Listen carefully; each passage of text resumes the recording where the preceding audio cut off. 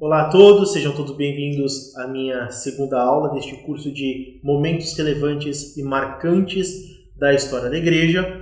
Eu sou o professor Rodrigo Mineiro do Vale e hoje eu vou falar a respeito de uma data muito importante, que é como que São Leão Magno expulsou Átila o Huno em 453 do Império Romano.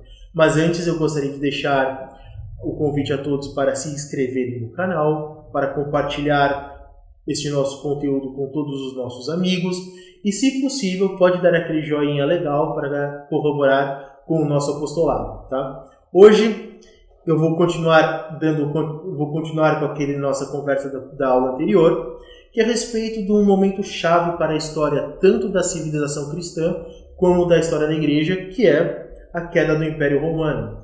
Então nós estamos aqui caminhando para o século V. Nós, na aula passada, nós chegamos até o século IV, quando começou a ter a liberdade religiosa. E já no século V, a gente tem um problema muito grave dentro de todo o Império, que é uma crise brutal. Então, se a gente viveu aquela crise do século III do Império Romano, com todo aquele tipo de confusão, com a chamada tetrarquia, com as dificuldades das pessoas viverem dentro do Império, essa crise aqui foi aquela crise que matou o Império Romano do Ocidente, e foi por meio dessa crise que, inclusive, Santo Agostinho ele escreveu Cidade de Deus. Então, ele vai ver toda essa situação de grande calamidade social, e ele vai escrever que o mundo ele tem uma batalha entre a cidade de Deus e a cidade dos homens. Uma é levada pela Santíssima Trindade e outra que é levada pela soberba, pela concupiscência dos olhos e pela concupiscência da carne. Então, nós temos este panorama. E o que foi essa crise do século V que vai sepultar o Império Romano do Ocidente? Legal a gente já salientar aqui que, neste momento, aí sim já tinha a divisão entre o Império Romano no Oriente e o Império Romano no Ocidente. Então, a primeira coisa foi que era uma crise profundamente grave no campo econômico. Nós estamos presenciando, nesse momento da história, diversas invasões de bárbaros que vão saqueando cidades. Essa é uma tônica que desde o século III acontece em Roma. Bárbaros entra, saqueia, rouba, destrói, vem invasão daqui, vem invasão de lá, ou seja, do século III para frente o Império Romano virava um caos. E esse caos ele fazia com que as principais cidades do Império elas fossem alvos constantes de violência. E qual que foi uma das soluções para o Império e para as pessoas sobreviverem? Vou começar a sair das cidades, eu vou voltar para o campo, e ali no campo eu vou tentar organizar uma certa comunidade para tentar me proteger. É daqui que vem as raízes iniciais do sistema feudal, que vai ser aquele sistema consolidado na Europa medieval. Um outro ponto importante é que os romanos eles estavam com muitas dificuldades de formarem exércitos, óbvio. A gente vê toda essa bagunça, todas essas invasões bárbaras, todas essas dificuldades de organizar um império, e as pessoas podem se perguntar, como é que eu vou poder organizar, como é que eu vou lutar por um império que está caindo, por alguma coisa que está ruim aos meus olhos, e isso pode me afetar. Eu posso, inclusive, não voltar para casa, eu posso ter dificuldades de cuidar da minha família, e assim foi sucedendo que os romanos eles não quiseram participar mais do exército. E qual foi a solução encontrada pelos imperadores romanos? Se os romanos não estão querendo se alistar, vamos começar a contratar mercenários. Essa foi uma das soluções encontradas.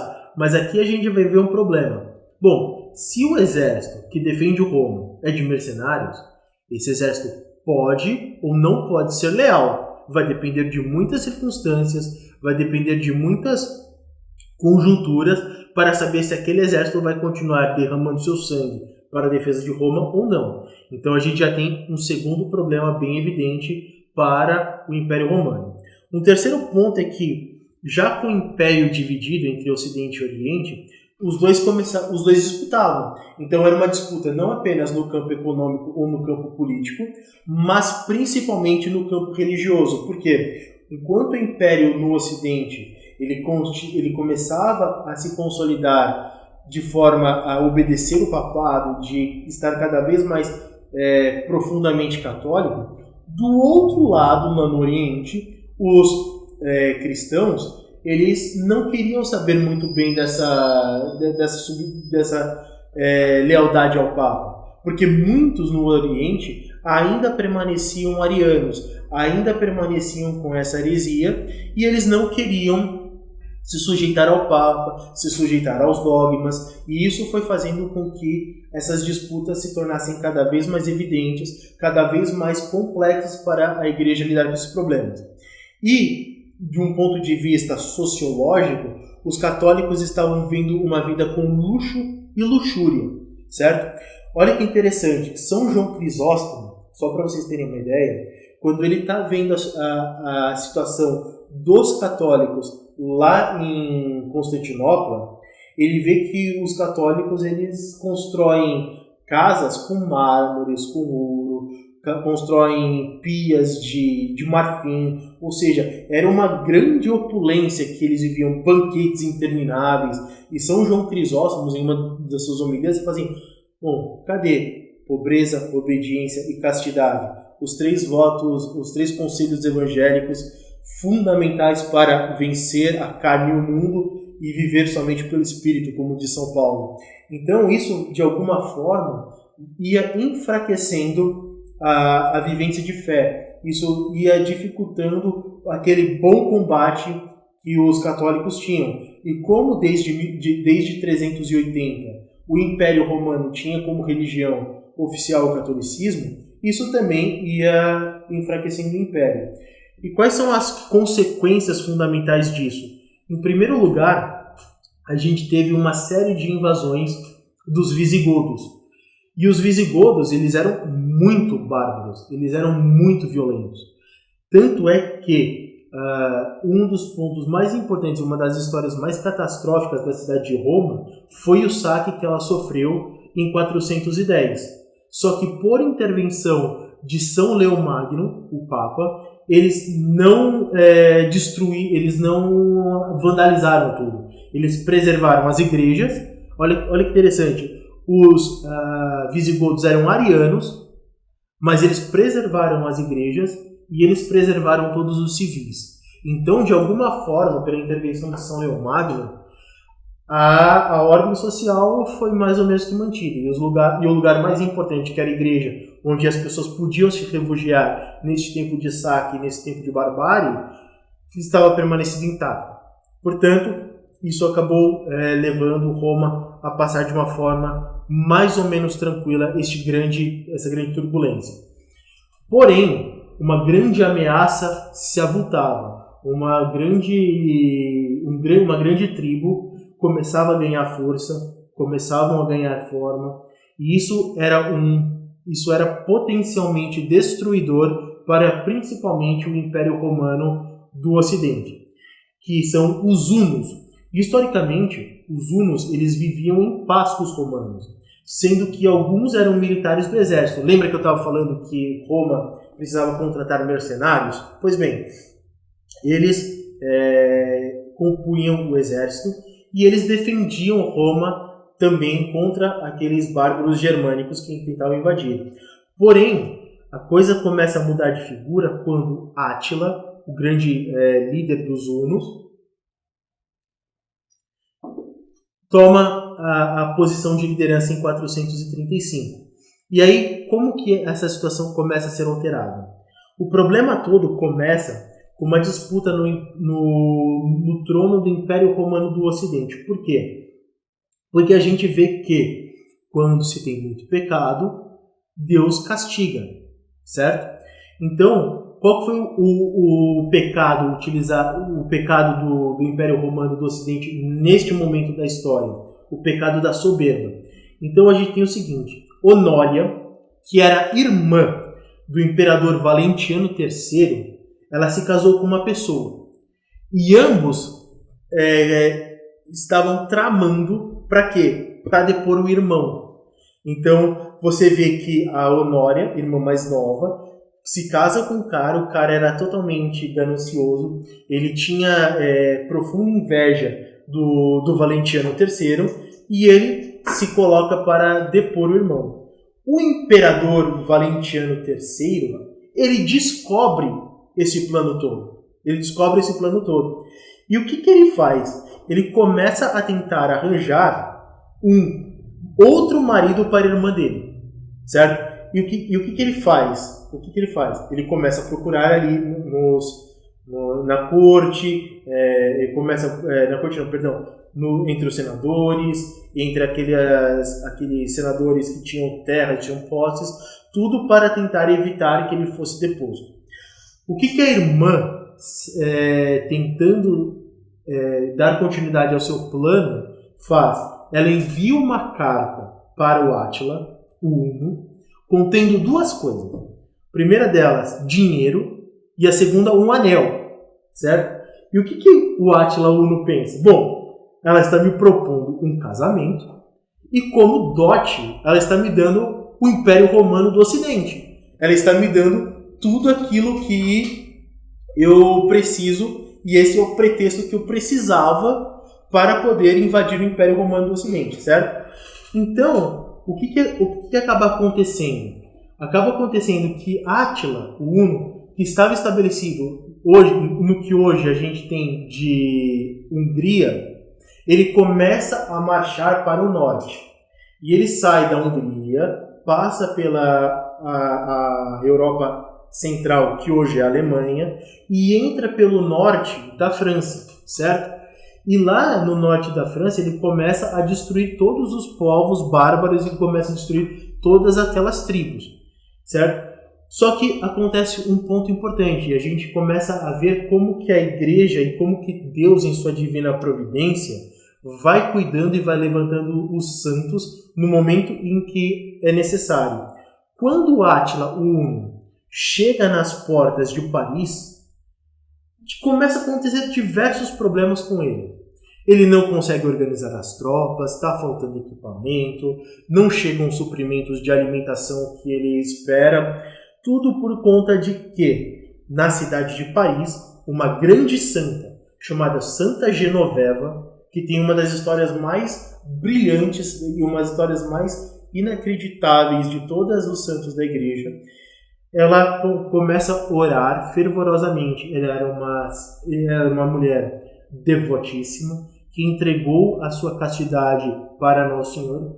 Ela fez um matrimônio espiritual com Nosso Senhor Jesus Cristo, e ela jurou defender a cidade de Paris contra todos os bárbaros que tentassem invadir. E ela prometeu para a cidade de Paris que a cidade jamais seria destruída ou invadida se os habitantes da cidade fizessem muita penitência e que eles obedecessem às leis da igreja. Então, enquanto isso aconteceu, a cidade de Paris ficou protegida. Porém, o que acaba acontecendo? Os hunos, eles saíram do norte da França e eles começaram a marchar para o sul. Só que no sul, eles se defrontaram com uma resistência muito grande numa cidade chamada Orleans, que é uma cidade que hoje ela é conhecida como um dos centros mais relevantes de todos os reis, de toda a nobreza francesa, porque era lá nessa cidade que, inclusive, depois de muito tempo, os católicos e os reis franceses passavam os seus momentos de verão, passavam os seus momentos de descanso. Mas naquela época não era assim. Mas ela vai se tornar assim por causa deste evento. Então, o que acaba acontecendo? Os hunos, eles se deparam com o general Aécio, que é um general firme, romano. E ele consegue unir os bárbaros e os romanos contra este inimigo comum. E eles vão ir para o choque. Eles vão para uma batalha, que essa batalha é muito violenta. Tá? Só que, nessa batalha, os romanos eles perdem cerca de 160 mil homens e os hunos, eles perdem cerca de 300 mil homens. Agora, pensa numa batalha, numa cidade no norte da França, com quase 500 mil de pessoas morrendo de uma forma violenta. Para quem acha que esse momento histórico, 2 milênios atrás, eram de poucas pessoas, a gente vê a brutalidade e vê o tamanho dos exércitos, o tamanho de quantas pessoas iam para a batalha e quanto que estava em jogo a questão geopolítica, a questão de sobrevivência da igreja, que estava começando a ganhar os seus primeiros passos por conta da liberdade religiosa. Então, o que acontece? Quando os hunos perdem a batalha na Gália, na França, eles começam a se deslocar para uma outra frente de batalha e eles vão para a Itália, certo? E a Itália é fundamental para a cristandade. É ali que está o centro, na Península Itálica, está o centro da fé, porque está em Roma. E o que acaba acontecendo? Os hunos, eles começam a invadir cidades, eles começam a saquear, eles começam a destruir igrejas, eles começam a estuprar as mulheres, eles começam a decapitar os homens, ou seja, é um momento de grande dificuldade pelo qual passam a Península Itálica. E aí, Átila Huno, ele chega às portas de Roma. E quando chegam às portas de Roma, a situação fica desesperadora, porque todo mundo começa a chegar a uma seguinte conclusão: se o Átila invadir Roma, nós teremos o fim da Igreja Católica, porque ela será devastada, será completamente destruída a cidade, e para ter um processo de reconstrução haverá muito o que ser feito. E aqui que vem um ponto muito importante da nossa aula de hoje, que é a função de São Leão Magno, Papa, dentro desse conflito. Então, os hunos estavam localizados a aproximadamente 30 quilômetros da cidade de Roma. O que São Leão Magno, o Papa, ele faz? Ele conclama todos os bispos da cidade, todos os padres, convoca todas aquelas pessoas que possam interceder para a cidade e vão marchar até o encontro com Átila, certo? E eles marcham. Num lugar onde tinha um rio, perto do rio Tibre, tinha uma pequena ilhota. E Átila estava organizando suas tropas nessa região. Quando ele vê o Papa São Leão Magno chegando, ele pergunta: quem é? E aí São Leão Magno diz: é Leão, o Papa. E ele se assusta. Átila se assusta e ele fala assim: eu vou conversar com você. E vai até o encontro dos dois. E o encontro se dá nessa ilhota sozinho. Átila de um lado, com aquela fisionomia bárbara, rude, e Leão, São Leão Magno, eles vão conversar. Resultado de tudo isso: a cidade de Roma é preservada. Átila, ele não invade a cidade e a cidade fica em estado de alegria imensa pelos feitos de São Leão Magno. Qual que é a importância disso para a cristandade? Em primeiro lugar, a gente pode ver que, mesmo com toda aquela situação de caos, de luxúria, de devassidão dos católicos, Deus poupou a cidade de Roma, diferentemente do que fez com Gomorra. Então, com Sodoma e Gomorra. Então a gente vê essa comparação. Se de um lado a divina providência atuou para mostrar que o homossexualismo era um pecado e destruiu a cidade por conta disso, do outro lado, com toda a devassidão, com todo o tipo de torpeza, a cidade de Roma foi poupada. Por quê? Porque a missão de Roma era ser mãe e mestre da verdade, como é a igreja. E o segundo ponto importante que aconteceu foi que São Leão Magno ele retira a grande estátua de Júpiter da cidade e coloca no mesmo lugar uma estátua de São Pedro. E ali você vê definitivamente que Roma é católica. Por isso que a gente precisa entender que, primeiro, Deus é o Senhor da história, Deus levanta os seus santos como levantou São Leomagno e Santa Genoveva para cuidar de dois lugares que são fundamentais para a cristandade. A cidade de Paris, que futuramente vai ser o lugar onde vai dar ensejo a toda a obra de Santo Tomás de Aquino, e vai proteger a Sé romana, a Sé papal. Então nós vemos essas questões muito importantes. E o ano que se deu isso foi 453. Pouco tempo depois, vem a ruir o Império Romano do Ocidente, e a gente vai ter uma situação de grande dificuldade e novos desafios para a Igreja, e novos santos serão levantados para fazer e dar continuidade a todo o processo de construção da Igreja Católica Apostólica Romana.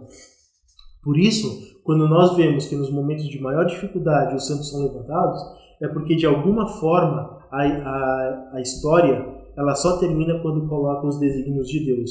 Eu espero que vocês tenham gostado muito dessa aula, que ela possa ser edificante para o crescimento espiritual e intelectual de todos vocês. E eu faço o convite para que vocês possam continuar acompanhando o curso de História da Igreja, desses momentos marcantes, e se inscrevam no canal e também dê o seu joinha e compartilhe com todos os seus amigos. Um grande abraço a todos, salve Maria Imaculada e viva Cristo Rei!